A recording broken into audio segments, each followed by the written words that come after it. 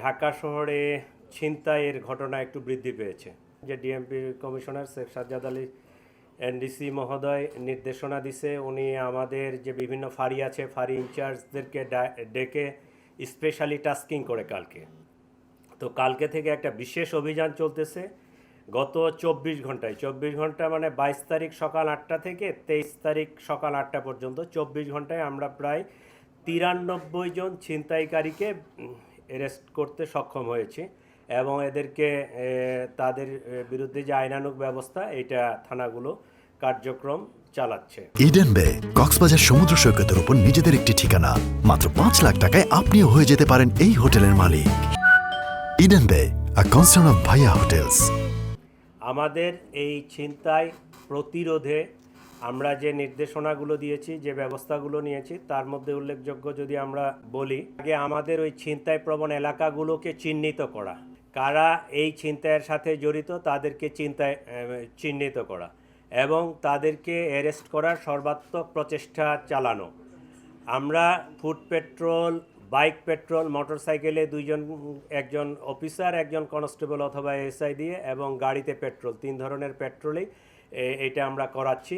এবং এই পেট্রোলগুলো যেহেতু এখন শীতের রাত এবং গভীর রাতেও ছিনতাইয়ের ঘটনা ঘটতেছে, বিশেষ করে দূরপাল্লার যাত্রী যারা শেষ রাতের দিকে আসে নামে বিভিন্ন ওই রেল স্টেশন, বাস স্টেশন বা বিভিন্ন জায়গায় আসতেছে, প্রাইভেট কারও আসতেছে।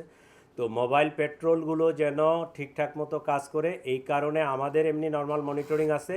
তারপরও এই সময়ের জন্য আমরা অতিরিক্তভাবে প্রত্যেক ডিভিশনের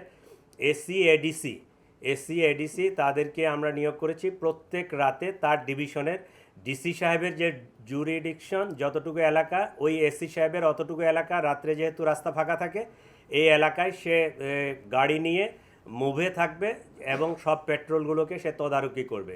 এছাড়াও আমাদের কন্ট্রোল রুম থেকে প্রতি ঘন্টায় ওই পেট্রোলগুলোকে ওয়্যারলেসে তাদের লোকেশনটা নেবে এবং তারা সজাগ আছে কিনা, কাজ করতেছে কিনা, এগুলো করবে। এই প্রক্রিয়াগুলো আমরা নিয়েছি।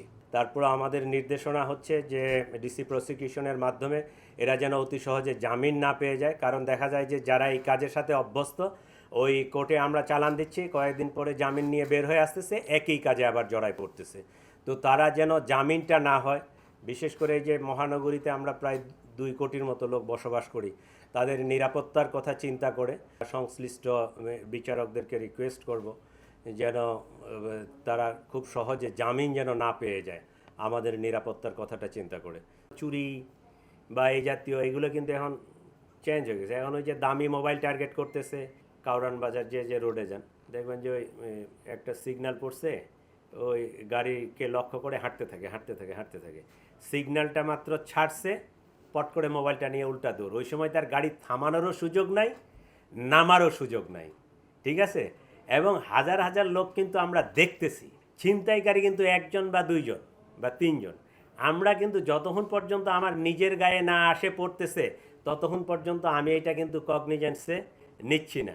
আমরা সবাই যদি সচেতন হই, আমরা যদি পিছনের গাড়িগুলো থেকে 2 জন নামে গিয়া 4 জন নামে গিয়া ওই ছিনতাইকারীটাকে বাধা প্রদান করি, ওরে ধরে ফেলা কিন্তু সম্ভব, কিন্তু আমরা কিন্তু করতেছি না। আমাদের সকলেরই আমি মানে আপনাদের সবার কাছ থেকে আশা করব আপনাদের মাধ্যমে যে আমাদেরকে কিন্তু এটা প্রতিরোধে সবাইকে আগায় আসতে হবে। আমার নাগরিক দায়িত্ব আমাকে পালন করতে হবে, তাহলে আমরা কিন্তু এইরকম ছিনতাই মুক্ত বা অপরাধ মুক্ত একটা সমাজ ব্যবস্থা গড়ে তুলতে পারবো। এটা আমাদের যার অবস্থান থেকে যার যতটুকু দায়িত্ব আমরা যদি পালন করি, তাহলে এইটা সম্ভব। আমরা অনেক সময় অপরাধ দেখে ইগনোর করে যাই, ওইটা যতক্ষণ পর্যন্ত আমার ঘাড়ে না পড়তেছে ততক্ষণ পর্যন্ত আমি মনে করি যে এটা তো তার বিষয়, আমি অযথাই হয়রানিতে জড়াবো কেন।